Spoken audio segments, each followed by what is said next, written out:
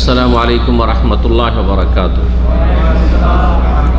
إن الحمد لله نحمده ونستعينه ونستغفره ونعوذ بالله من شرور أنفسنا ومن سيئات أعمالنا.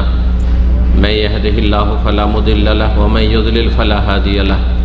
وأشهد أن لا إله إلا الله وحده لا شريك له وأشهد أن محمدا عبده ورسوله صلى الله تعالى عليه وعلى آله وصحبه وسلم تسليما كثيرا.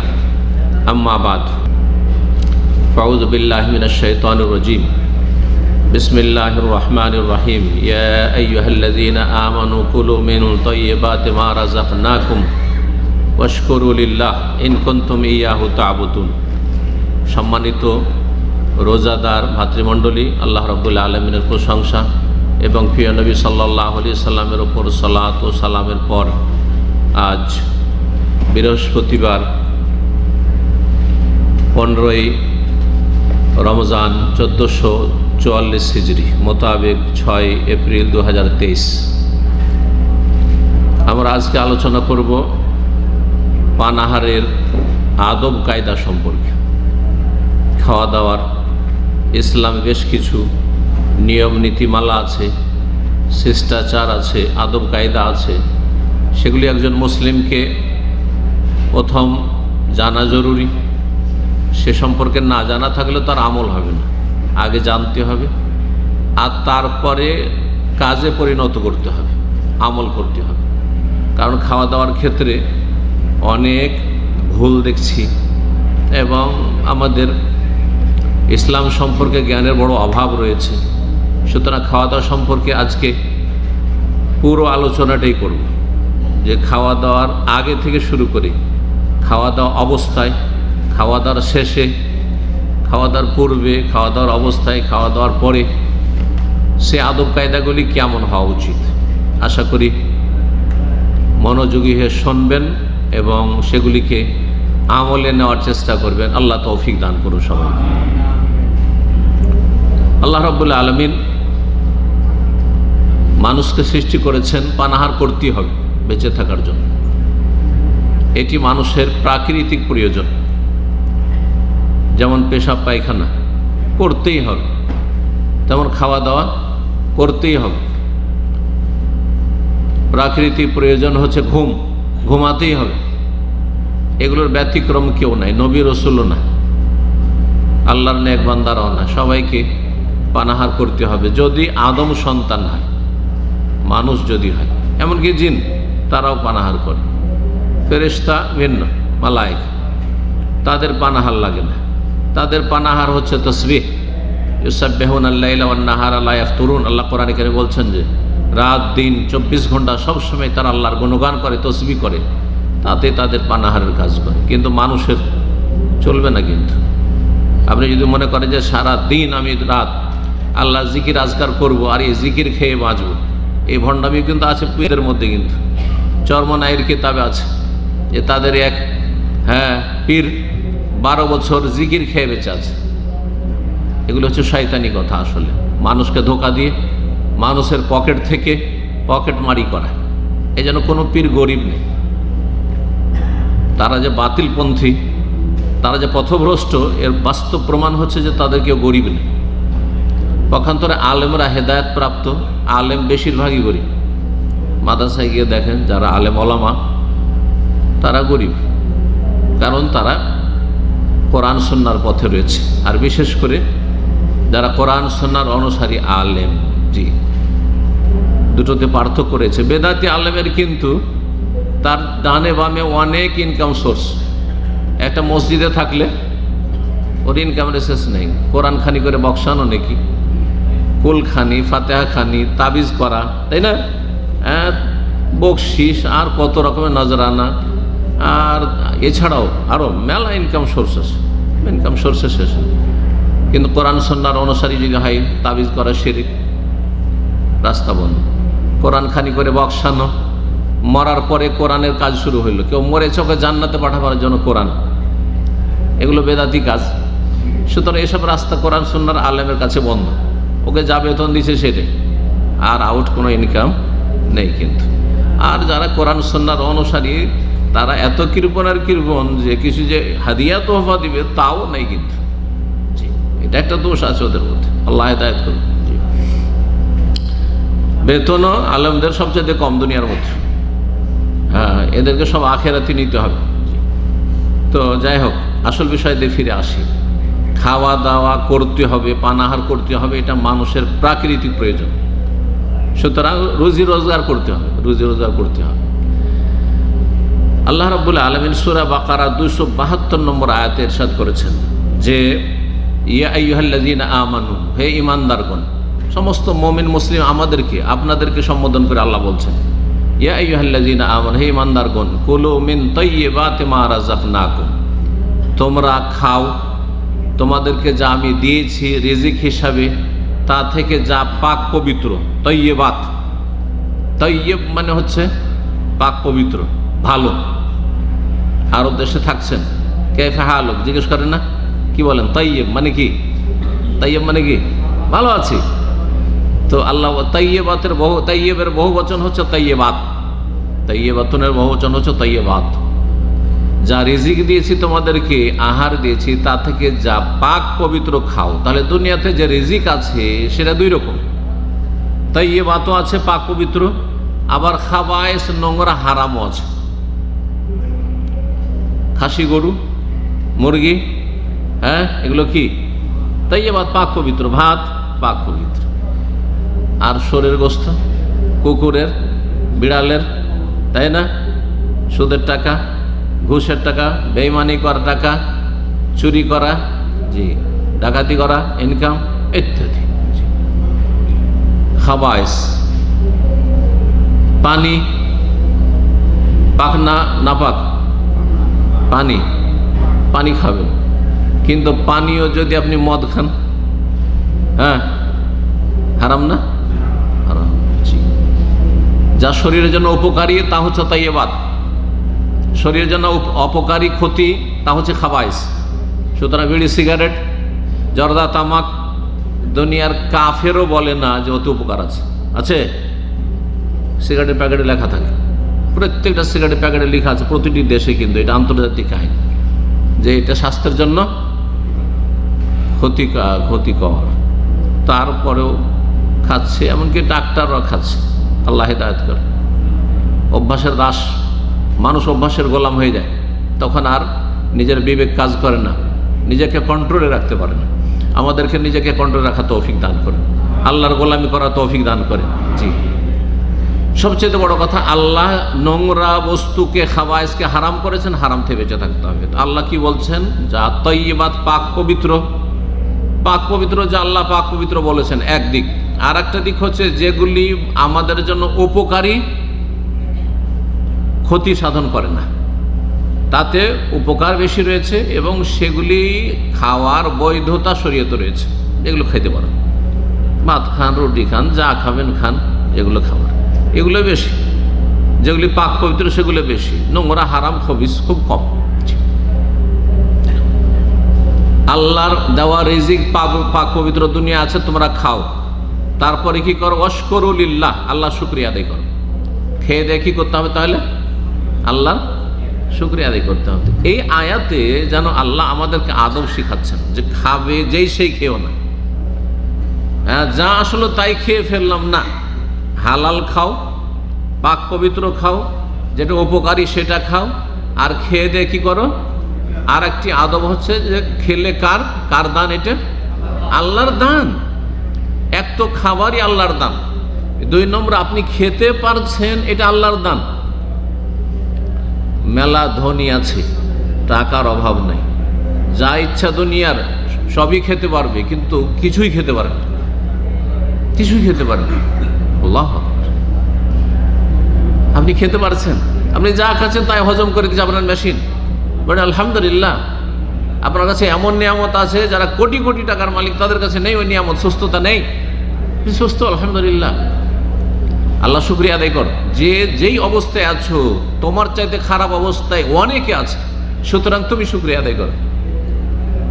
আমার নিচে অনেকে আছে, আপনাদের নিচে অনেকে আছে, আপনাদের অনেকের কাজকর্ম নাই, ইনকাম নাই, কিন্তু এসছেন নতুন, অথবা চাকরি চলে গেছে, আছে না নেই? অনেকে আছে, কিন্তু সুস্থ আছেন। আর একজনের ইনকামও নেই, আর শয্যাশায়ী, বিছানায়, হাসপাতালে। ওয়াশকুরুলিল্লাহ, আল্লাহ শুকরিয়া আদায় করেন। আল্লাহ শুকরিয়া আদায় করতে বলছেন, তো খেয়ে দিয়ে শুকরিয়া আদায় করতে, খেতে হবে পাক পবিত্র, আর আল্লাহ শুকরিয়া আদায় করতে হবে। কোরআনের আয়াতের আলোকেই আমরা এই দুটো আদব কিন্তু জানলাম। এই মৌলিক কোরআনে যে আদবগুলো সংক্ষেপে বয়ান করা হয়েছে সেগুলি বিস্তারিত হাদিসে রয়েছে। আমরা এখন হাদিসের আলোকে সেই আদব কায়দাগুলি বয়ান করবো ইনশাআল্লাহ তাআলা। সময় যদি সাথ দেয় তো 15 থেকে 16টি বয়ান করব, আর যদি সময় না হয় তাহলে যতটা সময় হবে কমপক্ষে 10টি তো আপনাদের সামনে পেশ করবো ইনশাআল্লাহ। প্রথম, খাওয়া দাওয়ার আগেই আদব কায়দা হচ্ছে যে আপনি হালাল খাবেন, হারাম খাবেন না। হালাল খাবেন, হারাম খাবেন না। তাহলে আপনি বাড়িতে খান অথবা বাইরে খান, যেখানে খাচ্ছেন খাবারটা যেন হালাল হয়। হালাল তাহলে সেটা হারাম ইনকামের যেন খাবার না। হ্যাঁ, চুরি করা, বেঈমানি করা, আর হারাম রুজি, সুদ, ঘুষ, বেঈমানি, আত্মসাৎ, অথবা ডিউটি করেননি, বিনা ডিউটিতে বেতন নিচ্ছেন আপনি, হ্যাঁ, ঠকামি করে, রুজি হারাম। তারপরে আল্লাহ না করে কেউ রোজা রাখেন, বেরোজাদার, আর এখানে বসে খাচ্ছেন, তার রুজি হালাল না হারাম? ভাই, এটা রোজাদারদের জন্য খাবার। এই যে খাবার আছে, এটা কার জন্য? রোজাদারের জন্য। রোজাদারের জন্য হালাল, আপনার জন্য হালাল নয়। কারণ আপনাকে খাওয়ানোর জন্য এই খাবার ব্যবস্থা করেনি। যারা নেকির আশায় দিয়েছে তারা রোজাদার ভাইদেরকে খাওয়ার জন্যই দিয়েছে। সুতরাং আল্লাহকে ভয় করুন, খান কিন্তু রোজা রেখে আসেন, আর না হইলে হারাম খেয়েন না। আরেকটি আয়াতে যেন আল্লাহ বলছেন যে কুলু মিম্মা ফিল আরদে হালালান তাইয়্যিবা, কুলু মিম্মা ফিল আরদে, পৃথিবীতে যা আছে তা থেকে হালাল পাক পবিত্র খাও। এটা তো সমস্ত মানুষকে এবং মমিনকে, এক আয়াতে মমিনকে, আর এক আয়াতে মানব জাতিকে, আর একটি আয়াতে বিশেষভাবে রসুলদেরকে আল্লাহ বলছেন ইয়া আইয়ুহা রাসূল কুলু মিনাত তাইয়্যিবাতি ওয়া আমালু সালিহা।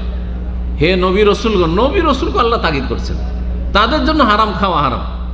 এই জন্য নবী সাল্লাল্লাহু আলাইহি ওয়াসাল্লামের জন্য জাকাত খাওয়া হারাম ছিল, নবীর বংশের জন্য জাকাত খাওয়া হারাম ছিল। আপনারা জানেন কেউ যে নবীর বংশের জন্য, আলে বাইতের জন্য জাকাত খাওয়া জায়েজ নয়, কিন্তু আমার বংশ, আপনার বংশ গরিব হলে জাকাতের হকদার হলে খেতে পারে। এখন পর্যন্ত কেউ যদি বলে আমি নবীর বংশ, তার জন্য জাকাত খাওয়া হারাম কিয়ামত পর্যন্ত। ইয়া আইয়ুহা রাসূল, হে রাসূলগণ, কুলু মিনাত তাইয়্যিবাতি, তোমরা পাক পবিত্র খাও, ওয়া আমালু সালিহা, আর খেয়ে দে ভালো আমল করো, পাপ করিও না। খাও আল্লাহর, আর নিমক হারামি করো আল্লাহর সাথে, এমনটা করিও না। যে খেয়ে দে সুস্থ থেকে গুনাহ করে সে হচ্ছে নিমক হারাম, কারণ খাচ্ছে কার?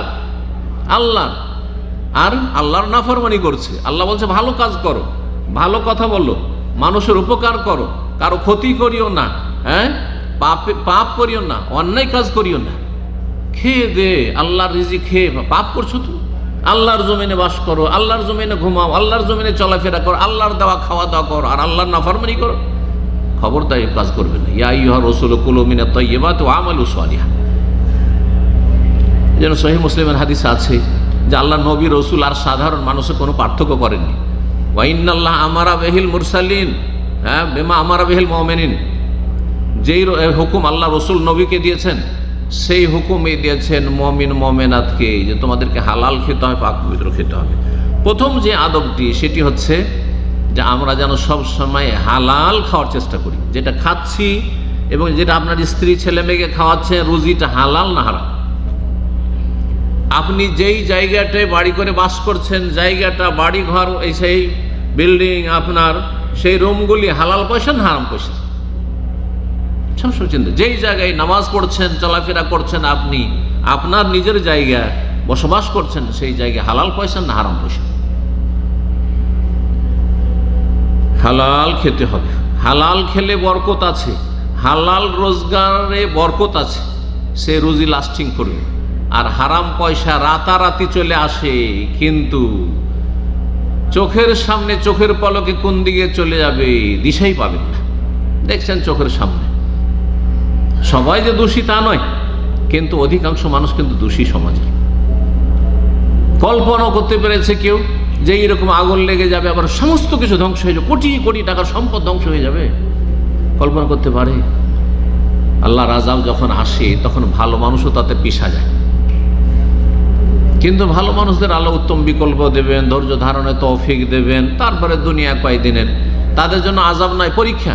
ভালো মানুষের যদি এমন ক্ষয়ক্ষতি হয় তা তাদের জন্য পরীক্ষা, কিন্তু পাপীদের জন্য আল্লাহর আযাব, শাস্তি। এদিকে দুনিয়া তো লাস্টিং করলো না, হারাম ইনকাম করে নিয়ে গেলেন, নিয়ে গিয়ে আপনার ছেলে মেয়ে ভোগ করতেও পেল না যে আশা করেছিলেন।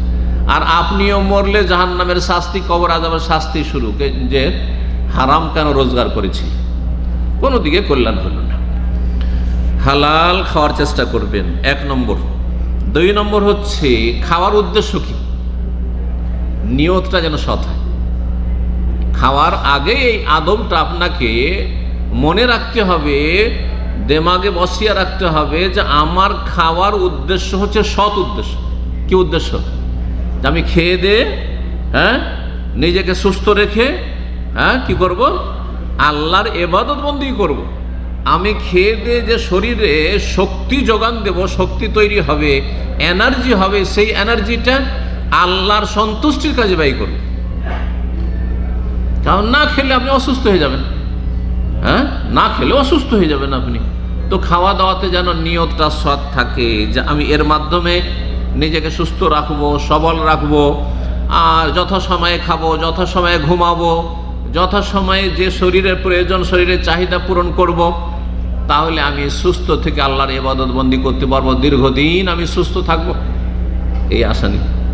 নিয়ত, ইন্নামাল আমালু বিন্নিয়াত, মানুষের সমস্ত আমল নির্ভর করে নিয়তের উপর। এখানেও সেটা ফিট করবেন আপনি। এই জন্য দেখেন, একজন মুমিন যে ইসলাম বুঝে, সে খেয়ে দে ঘুমিয়েও নেকি পায়। আর যেই ব্যক্তি ইসলাম বুঝে না বা মানে না, সে খাই দায় পশুর মতো, কোনো নেকি পায় না। এই জন্য হাদিসে আছে যে আপনি একটা লোকমাও যদি আপনার স্ত্রীকে খাওয়ান, তো সেটা কি বলা হয়েছে হাদিসে? সাদাকা বলা হয়েছে না? সাদাকা, সহবাসেও সাদাকা বলা হয়েছে। কেন?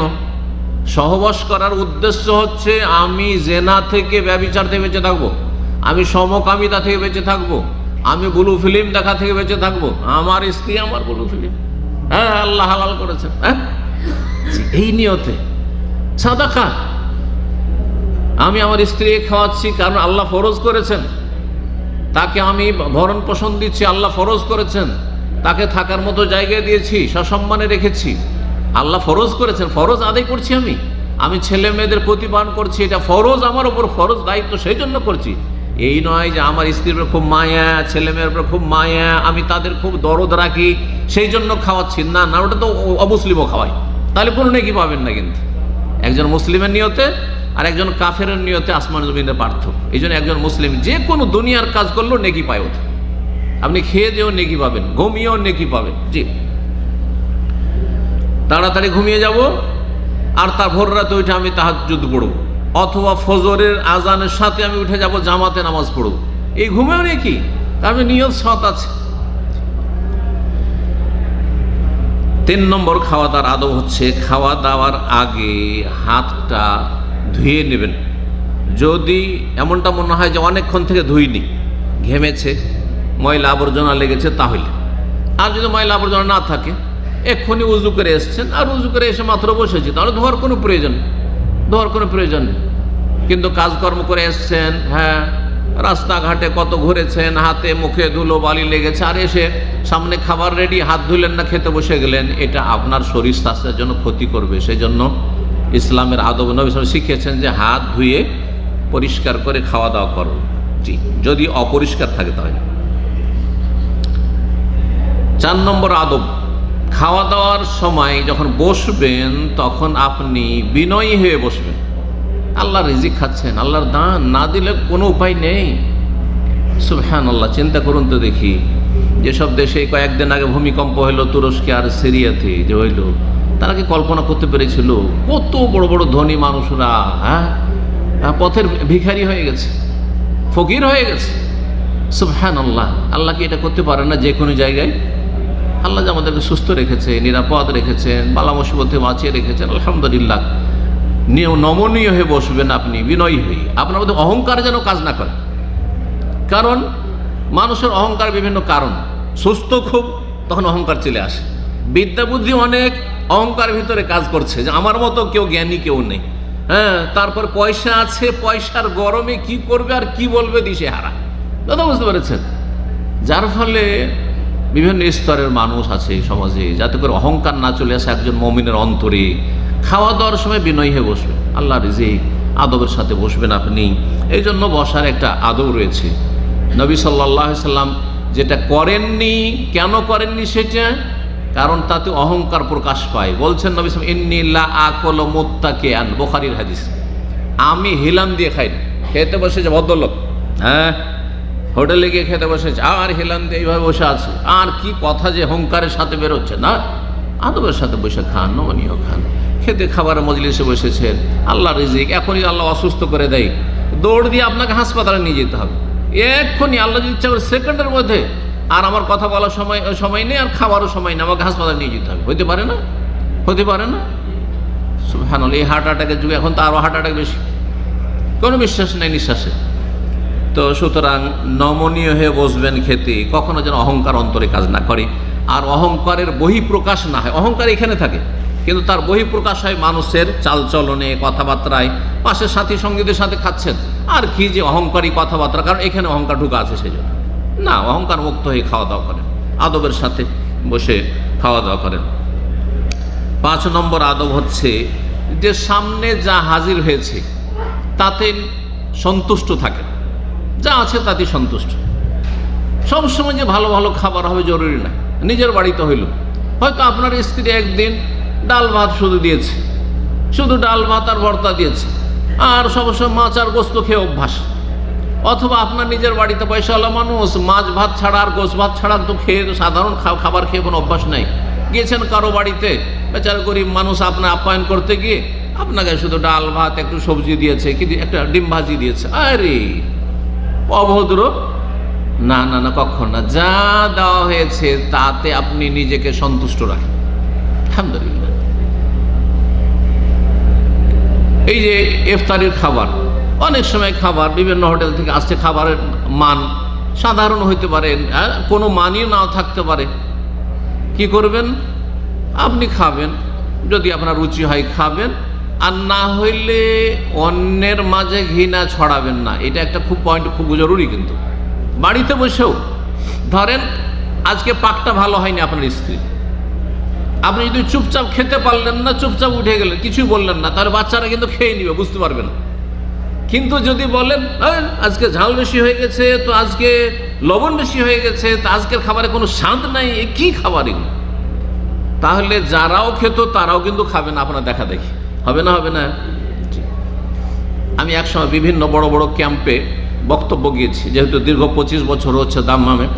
তো সেখানে এত ভালো খাবার দেয়, দু একটা কোম্পানি, খুব প্রসিদ্ধ কোম্পানি, যেমন জামেল, তারপরে আপনার এমিয়ান্তি, এই ধরনের কোম্পানিগুলোতে এত সুন্দর মেশে খাবার দেয়। কিন্তু ওখানকার যেসব বাংলা ভাষাভাষী, অন্যরাও, যেহেতু বাংলা ভাষীদের সাথে আমার যোগাযোগ, ওদের অনেকেই ওই মসজিদের ইমাম ছিলেন যে ভাই, ওদের শেখ আর কি বলবো বলেন, এত সুন্দর খাবার, তারপরে এরা বলে যে এগুলো কি ঘোড়ার ঘাস দিচ্ছে, এগুলো পশুর খাবার দিচ্ছে, গরু ছাগলের খাবার দিচ্ছে। ডেলি মোটামুটি মেশে 1-2 রকম, বেশি তো আর চেঞ্জ করতে পারবে না, তাই না? হ্যাঁ, তো একটু চেঞ্জ হচ্ছে, আজকে যেটা খাওয়ালো কালকে খাওয়াবে না, পরশু দিন আবার আজকেরটাই খাওয়াবে, সবই এরকমটাই হবে। এত ভালো মানের খাবার আমি 1-2 দিন তাদের রিকোয়েস্টে খেয়েছি, সুন্দর খাবার, ভালো কোয়ালিটির খাবার। হ্যাঁ, আপনি এই বাঙালি হোটেলগুলোতে এত সুন্দর খাবার পাবেন না এখানে।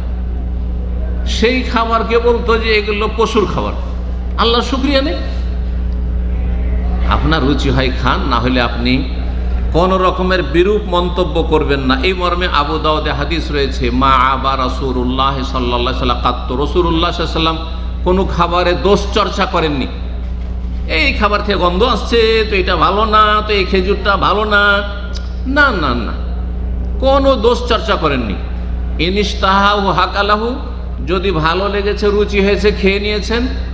ওয়া ইল্লা তারাকাহু, না হলে চুপচাপ ছেড়ে দিয়েছেন, খাননি, কিন্তু বলেননি যে এটা খারাপ সেই জন্য আমি খাবো না।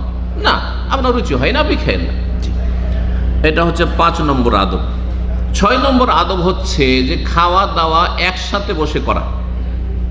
স্বামী স্ত্রী একসাথে খাওয়া দাওয়া করবেন, পরিবার নিয়ে যখন বাস করছেন, ছেলে মেয়েকে একসাথে নিয়ে খাওয়া দাওয়া করবেন। আজকাল পশ্চিমা সভ্যতা এমনভাবে বিভিন্ন মিডিয়ার মাধ্যমে মুসলিম জাতিকে গ্রাস করেছে যে ইউরোপিয়ান আমেরিকানদের মতো খাওয়া দাওয়া শুরু হয়েছে মুসলিম সমাজে, মুসলিম বাড়িতে।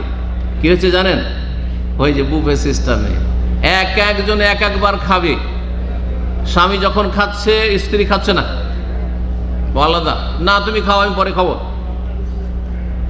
ছেলে মেয়ে খেতে ডাকছে, বাপ হয়তো মামা খেতে ডাকছে যে খেতে বসো, বলছেন না আমি এখন খাবো না, সব একা একা, কে এখানে কে ওইখানে, কে ওই রুমে কে ওই রুমে খাওয়া দাওয়া করছে।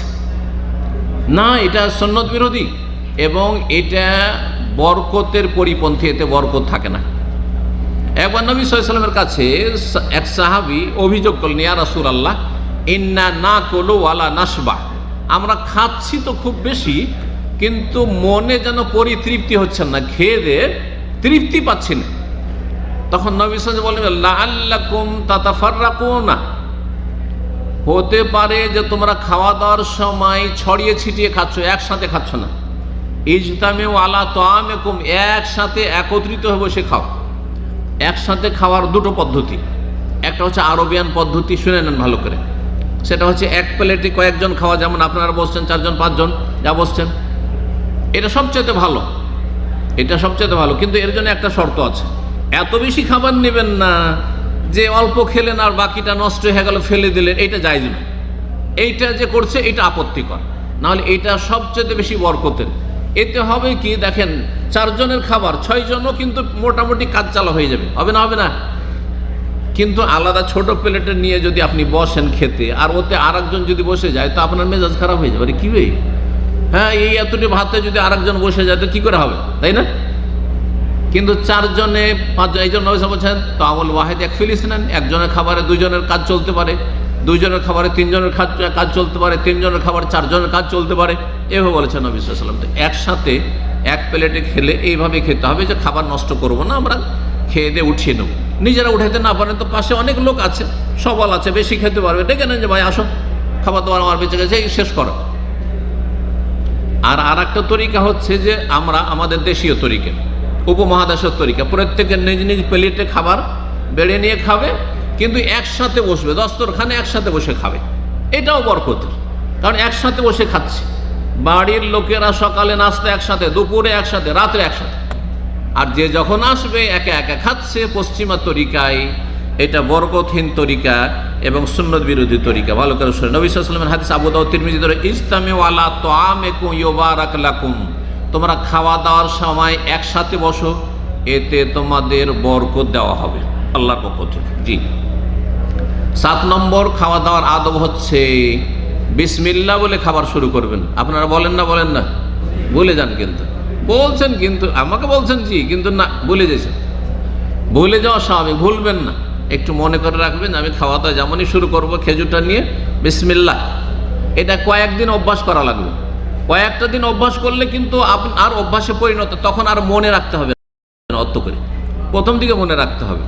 কারণ ভালো ভালো মানুষ কিন্তু ভুলে জানার পরে মনে হয় রে আজকে তো বিসমিল্লাহ বলি, তাহলে তো শয়তান আবার সাথে খেয়েছে। হাদিস আছে বিসমিল্লাহ বলে যদি না খান তাহলে জিন শয়তান আপনার প্লেটে বসে যে আপনার সাথে খাবে, শেয়ার করবে আপনার সাথে। চান এই জিনকে নিয়ে বসে বসে খাবো, শয়তানকে নিয়ে না, বিসমিল্লাহ বলে খাবেন। নবী সাল্লাল্লাহু আলাইহি ওয়াসাল্লাম বলেছে, ইযা আকালা আহাদুকুম, তোমাদের কেউ যখন খাবে বা পানাহার করে, ফালিয়াজকুর ইসমাল্লাহি তাআলা, বিসমিল্লাহ বলবে, আল্লাহর নাম উচ্চারণ করবে। বিসমিল্লাহ, বিসমিল্লাহ বলা যথেষ্ট। কেউ যদি বিসমিল্লাহির রহমানির রহিমও বলে জায়েজ। ভালো করে শোনেন, আর এই ক্ষেত্রে অনেকে আবার ফতোয়া দিয়ে বাড়াবাড়ি করছে, কেউ বলছে বলা যাবে না, কেউ বলছে বলতেই হবে, বলতেই হবে ও নাই, আর বলা যাবে না ও নাই। যদি কেউ বিসমিল্লাহির রহমানির রহিম বলে তাও জায়েজ খাওয়া দাওয়ার সময়, আর যদি শুধু বিসমিল্লাহ বলে সেটাও যথেষ্ট। কিন্তু কোরআন তেলাওয়াত যখন করবেন তখন শুধু বিসমিল্লাহ না, তখন বিসমিল্লাহির রহমানির রহিম। জি। তো ফাইন নাসিয়া, নবী বলছেন যদি ভুলে যায়, ধরেন ভুলে গেছেন, শুরুতে বিসমিল্লাহ বলতে হয়তো ভুলে গেছেন, তাহলে কি করবেন? পরে যদি মনে হয়, মনে না হলে তো মনে হইল না, খাওয়া দাওয়ার মাঝখানে মনে হইল, আরে অনেকক্ষণ খাওয়া দাওয়া হয়েছে, তারপরে খাওয়া দাওয়ার মাঝে আছেন, এখন মনে হয়েছে, তাহলে কি বলতে হবে? হ্যাঁ, ফালিয়াকুল, বলবে বিসমিল্লাহে আউয়ালাহু ওয়া আখিরাহু, আল্লাহর নামে শুরু করছি, শুরুতে হোক আর শেষখানে হোক, কিন্তু আল্লাহর নামে আমি সবসময় শুরু করছি, এই কথাই বলবেন। জি, হাদিস আবু দাউদ তিরমিজিতে রয়েছে। কয়টি হলো? 7টি হয়ে গেছে মনে হয়, তাই না? জি, 7টি হয়ে গেছে। 8 নম্বর আদব হচ্ছে খাওয়া দাওয়ার শেষে আলহামদুলিল্লাহ বলবেন। খাওয়া দাওয়ার শেষে কি করবেন? আলহামদুলিল্লাহ। জি, বিসমিল্লাহর সাথে কিন্তু একটা বেদাত লাগে আমাদের দেশে, বিসমিল্লাহ আলা বারকাতিল্লাহ, শুনেছেন না শুনেন নাই? অনেকে, হ্যাঁ, এগুলো বাড়াবাড়ি। ধর্ম করতে গিয়ে বাড়াবাড়ি করা বেদাত, যেটা আছে সেটা করে বিসমিল্লাহ আলা বারকাতিল্লাহ বলে, বিসমিল্লাহ বলবে, বিসমিল্লাহ বলে কথা করবে, বাবা বিসমিল্লাহির রহমানির রহিম। শেষখানে কি বলবেন? কমপক্ষে, এটা কমপক্ষে বললাম আলহামদুলিল্লাহ, কমপক্ষে কি আলহামদুলিল্লাহ। কিন্তু যদি সুন্নতি দোয়া পড়েন আলহামদুলিল্লাহ তাহলে ভালো। হাদিসে রয়েছে, হাদিস হচ্ছে বুখারী মুসলিমের, মান আকালা তামান, কেউ যদি পানাহার করে, খাওয়া দাওয়া করে আর বলে আলহামদুলিল্লাহিল্লাযী আতামানি হাযা ওয়া রাযাকানিহি মিন গায়রি হাওলিন মিন্নি ওয়ালা কুওয়া। দোয়া মুখস্থ আছে? আলহামদুলিল্লাহিল্লাযী, সেই আল্লাহর যাবতীয় প্রশংসা যিনি আতামানি হাযা, এই খাবার আমাকে খাওয়ালেন, ওয়া রাযাকানিহি, আমাকে আল্লাহ এই রিজিক দিলেন, আহার দিলেন, মিন গায়রি হাওলিন মিন্নি ওয়ালা কুওয়া, আমার কোনো ক্ষমতা ছিল না। হ্যাঁ, প্রথম কথা, খাবার উৎপন্ন করার ক্ষমতা নেই। আল্লাহ যদি বৃষ্টি বন্ধ করে দেন তো হবে, ফসল পানি হবে, কিছু হবে, ওখানেই তো শেষ। আর যদি আসেও, সামনে প্লেট রাখা আছে, ভালো ভালো খাবার রাখা আছে, কিন্তু পেটে ঢুকছে না, শরীর চলছে না, হ্যাঁ, শরীর চলছে না, অচল। আল্লাহ সব খাওয়া দাওয়া পাওয়া, রিজিক পাওয়ার যতগুলি স্তর আছে সবগুলি আমাকে পার করে খেয়ে দিয়ে আবার হজম করারও শক্তি দিয়েছেন। খেয়ে নিলেন, হজম করতে পারছেন না, পেশাব বন্ধ, পায়খানা বন্ধ, খাবেন? বলেন তো দেখি, আল্লাহ শুকরিয়া আদায় করবেন, কোনটা শুকরিয়া আদায় করবেন, কোনটা ছাড়বেন, বলুন তো দেখি। খেয়ে নিয়েছেন, 3 দিন থেকে পেশাব হয় না, পায়খানা হয় না, মরে যাবেন, মরে যাবেন। বলুন আলহামদুলিল্লাহ, খাওয়া দাওয়ার পর আলহামদুলিল্লাহ, নিকাশ হচ্ছে আলহামদুলিল্লাহ। যাদের হয় না তাদের অবস্থা দেখেন। জি, যদি এই দোয়া কেউ পড়ে, ওয়ারাযাকানি মিন গায়রি হাওলিন মিন্নি ওয়ালা কুওয়া, তাহলে গফিরা লাহু মা তাকাদ্দামা মিন যামবিহি, ফায়দা আপনার অতীতের গুনাহ মাফ করে দেওয়া হয়। রোজা রাখলে আল্লাহর প্রতি ঈমান নিয়ে নেকির আশায় অতীতের গুনাহ মাফ, তারাবি পড়লে অতীতের গুনাহ মাফ, লাইলাতুল কাদার জাগলে অতীতের গুনাহ মাফ, আর খেয়ে দিয়ে আলহামদুলিল্লাহ বললে অতীতের গুনাহ মাফ। ইসলাম কত সুন্দর দিন, চিন্তা করুন তো দেখি। খাচ্ছেন আপনি, আমি খাচ্ছি, ভোগ করলাম আমি, আর আল্লাহর প্রশংসা করলাম, মাফ হয়ে গেল খেয়ে দে। এই নয় যে না খেয়ে থাকলেন সেই জন্য গুনাহ মাফ, তাই না? না খেয়ে থেকে গুনাহ মাফ না, খেয়ে দিয়ে আলহামদুলিল্লাহ বললেন, গুনাহ মাফ। সুতরাং আল্লাহর প্রশংসা করতে শিখুন। এই একটি দোয়া যদি নিজের বাড়ির খাবার হয় অথবা পরের বাড়ির হয়, এইখানে হয়, যে কোনো জায়গায় হয় না কেন। 9 নম্বর আদব, সেটা হচ্ছে পানাহার করবেন ডান হাতে, এই হাতে। যেমন খাচ্ছেন ডান হাতে, বাম হাতে কেউ ভাত খাচ্ছেন কি? খাচ্ছেন না, তাই না? ঠিক পানিটা, ওই যে বোতলটা ইউজ করছেন, অধিকাংশ লোক বাম হাতে। কেন? কেন? জুঠা লেগে যাবে তো কি করবেন? বোতলটা নিয়ে যাবেন বাড়িতে, না দেশে নিয়ে যাবেন? হ্যাঁ, যে জুঠা লাগতে দিচ্ছেন না আপনি, ডান হাতে জুঠা, ওই জুঠার হাতে আপনি বোতল ধরেন আর পান করেন। জি, এমনকি গ্লাসে জুঠা লাগুক, ডান হাতে ধরে পান করবেন। কারণ নবী সাল্লাল্লাহু আলাইহি ওয়াসাল্লাম বলেছেন, তোমাদের কোনো ব্যক্তি যেন বাম হাতে পানাহার না করে। কারণ ফাইন্না শাইতানা ইয়াকুলু বিশিমালিহি ওয়া ইয়াশরাবু বিশিমালিহি, কারণ শয়তান বাম হাতে পানাহার করে। শয়তান কি করে? বাম হাতে পানাহার করে। নবী সাল্লাল্লাহু আলাইহি ওয়াসাল্লাম একটি হাদিসে বলেছেন, ওয়াকুল মিম্মা ইয়ালিক, তুমি ডান হাতে খাও, ডান হাতে খাও। কয়েকটি দিক শিখিয়েছিলেন সেখানে। একটা হচ্ছে, যেটা এর আগে আলোচনা করলাম, যে ইয়া গোলাম, একটা ছোট বাচ্চা খাওয়া দাওয়া করছে, আর খাওয়া দাওয়া করতে গিয়ে কি করছে, আমর বিন সালামা, ছোট বাচ্চা যা করে, যেদিকে ভালোটা পাচ্ছে, একবার এইদিকে, একবার ওইদিকে, একবার ওইদিকে, এদিকে খাচ্ছে, আর বিসমিল্লাহ বলা বলে তাড়াহুড়া করে শুরু করে দিয়েছে, দাঁড়িয়ে দাঁড়িয়ে করে। তখন ইয়া গোলাম, হে বৎস, সাম্মিল্লাহ, বিসমিল্লাহ বলে খাও, নাহলে শয়তান শরীক হয়ে যাবে তোমার। ওয়াকুল বিয়ামিনিকা, ডান হাতে খাও, বাম হাতে না, একবার এইদিকে একবার ওইদিকে, এরকম না, দুই হাতে না, ওয়াকুল মিম্মা ইয়ালিক, আর তোমার সাইড থেকে খাও। তাহলে আর একটি আদব এখানে শিখলাম যে খাওয়া দাওয়ার সময় নিজের দিক থেকে খেতে হবে, এই দিক থেকে নয়। হ্যাঁ, ওই দিকে দেখছে যে রানটা আছে, পট করে দিলেন ঘুরিয়ে, বরং গোটাটাকে নিজের সাইডে করে নামিয়ে নিলেন। এত অভদ্র হবেন না, আল্লাহ বুঝার তৌফিক দান করুন। নবী সাল্লাল্লাহু আলাইহি ওয়াসাল্লামের এই হাদিস বুখারী মুসলিমে রয়েছে। আর একটি হাদিস রয়েছে বুখারী মুসলিমে, আল বারাকাতু তানজিল ওয়াস্তা তম, বরকত নাজল হয় খাবারের মিডিলে, মাঝখানে, প্লেটের মাঝখানে কি নাজল হয়? বরকত নাজল হয়। মাঝখানে হাত দিয়ে খাবেন না, এদিক সেদিক হাত দেবেন, এক সাইড থেকে খাবেন। বরকতটা আগে শেষ করে দিন না, থাকতে দিন বরকতটাকে। জি, সুতরাং ফাকুল মিন হাফাতাই, হে সাইড থেকে খাও, ওয়ালা তাকুল মিন ওয়াসতে, মাঝখান থেকে খেও না। 10 নম্বর আদব, খাওয়া দাওয়ার পরে হাতে অনেক জুঠা লেগে থাকে, আঙ্গুলে থাকে না? থাকে না? হাতের আঙ্গুলগুলো চেটে নেবেন। থালাতে যদি থাকে তো থালা জিভা দিয়ে চাটবেন না। অনেকে ভুল ব্যাখ্যা করে এটা, থালা জিভা দিয়ে চাটা নয়, এটা অসভ্য লাগছে দেখে। থালাটাকে মুছে নেন, হাতের আঙ্গুল দিয়ে মুছে হাতের আঙ্গুলগুলোকে চেটে নেন, কারণ হাদিসে থালা চাটার কথা আসেনি। এখানে কিছু বেদাতি মোল্লারা বাড়াবাড়ি করেছে যে থালা চেটে পরিষ্কার করতে, না না না, হ্যাঁ, আঙ্গুল চাটার কথা হাদিসে আছে, কিন্তু থালাটাকে মুছে সুন্দর করে আঙ্গুল দিয়ে তারপরে চেটে নেন, এটি হচ্ছে সুন্নতি তরিকা। তো আঙ্গুলগুলো চেটে পরিষ্কার করে তারপরে টিস্যু দিয়ে মুছেন অথবা ধৌত করেন। আবু দাউদ তিরমিজির হাদিস, হাদিসটি হাসান। 11 নম্বর আদব হচ্ছে খাওয়া দাওয়ার খেতে খেতে কোনো কিছু যদি বাইরে পড়ে যায়, ধরেন কার্পেটের উপরে পড়ে গেছে, মাটিতে পড়ে গেছে, দস্তরখানে পড়ে গেছে, আর সেটা পরিষ্কার হয়ে আছে, তাহলে খেয়ে নেন। আর যদি দেখেন যে মাটিতে পড়েছে, একটু ধুলো লেগে গেছে বা কিছু, সেটা ধুইয়ে পরিষ্কার করে খেয়ে নেন, ফেলে নষ্ট করিয়েন না। এতদূর পর্যন্ত হাদিসে আছে। তো এই মর্মে নবী সাল্লাল্লাহু আলাইহি ওয়াসাল্লাম বলছেন যে তোমাদের কারো যদি খাবার পড়ে যায় খেতে খেতে, তাহলে সেটাকে উঠিয়ে নাও, এবং সেটা অপরিষ্কার হয়ে গেলে সেটাকে পরিষ্কার করে নাও বা ধুয়ে নাও, মুছে নাও, আর তারপরে সেটাকে খেয়ে নাও। ওয়ালা ইয়াদা ওহালি শয়তান, সেটাকে শয়তানের জন্য ছেড়ে দিও না, কারণ তুমি যদি ফেলে রেখে দাও, এটা কে খাবে? শয়তানে খাবে। সহিহ মুসলিমের হাদিস। 12 নম্বর আদব হচ্ছে যে গরম খাদ্য বা পানীয়তে ফুঁক দেবেন না। দেখেন আমাদের দেশের মানুষরা গরম চা ও তাড়াতাড়ি করে পান করবে, কি করে?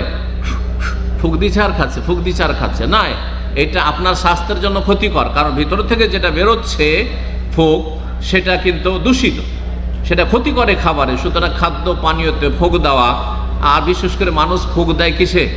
হ্যাঁ, গরম পানিতে, গরম খাদ্যে, তো ফুঁক দেওয়া ঠিক নয়। আপনি ফ্যান দিয়ে বা পাখা দিয়ে আপনি ঠান্ডা করে নেন, কিন্তু আপনি ফুঁক দিয়ে আপনি ঠান্ডা করবেন, এটা করবেন না। তিরমিজিতে আছে যে নাহা রাসূল আনি নাফকা ফিশ শারাব, পানীয় বস্তুতে নবী সাহেব ফুঁক দিতে নিষেধ করেছেন।